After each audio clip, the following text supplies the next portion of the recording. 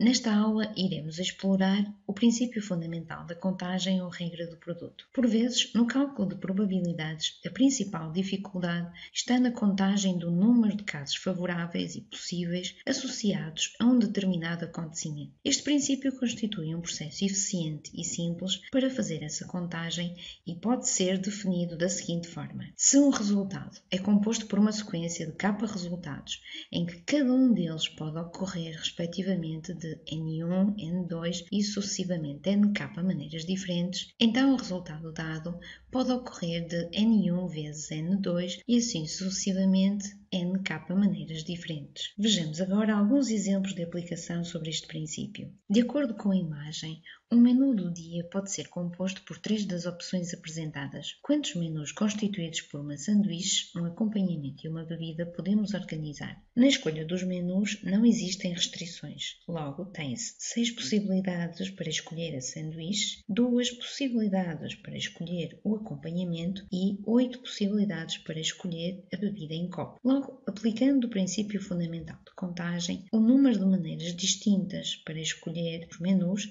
é dado por 6 vezes 2 vezes 8 igual a 96, ou seja, podemos organizar 96 menus diferentes constituídos por uma sanduíche, um acompanhamento e uma bebida. Passemos ao exemplo 2 sobre o princípio fundamental de contagem. Com os algarismos de 1 a 9, quantos números pares de 4 algarismos é possível formar? Para que o número tenha 4 algarismos e seja par, o último algarismo pode ser 2, 4, 6 ou 8. Isto é, para o quarto algarismo existe uma restrição, que é o facto de o algarismo ter de ser par. Assim, temos 4 possibilidades. Como não existem restrições para o primeiro algarismo, temos 9 possibilidades, assim como para o segundo algarismo e para o terceiro algarismo. Aplicando o princípio fundamental de contagem, é possível formar 2916 números pares de 4 algarismos com os algarismos de 1 a 9. Vamos prosseguir com um terceiro exemplo de aplicação sobre o princípio fundamental da contagem. Num bar de uma faculdade estão à venda 6 sabores de gelados: morango, chocolate, baunilha, nata, limão e ananás. 3 amigas, a Ana, a Filipa e a Catarina, decidem comer um gelado com um sabor cada uma. A Ana escolhe nata ou limão. A Filipa não escolhe chocolate. De quantas maneiras diferentes podem ser escolhidos os gelados? Na escolha dos gelados existem restrições para a Ana e a Filipa. Assim, para a Ana tem-se 2 alternativas, nata ou limão. Para a Filipa, 5 alternativas, pois não escolhe chocolate. Para a Catarina, 6 alternativas. Logo, pelo princípio fundamental da contagem, o número de maneiras distintas que as amigas têm para escolher os gelados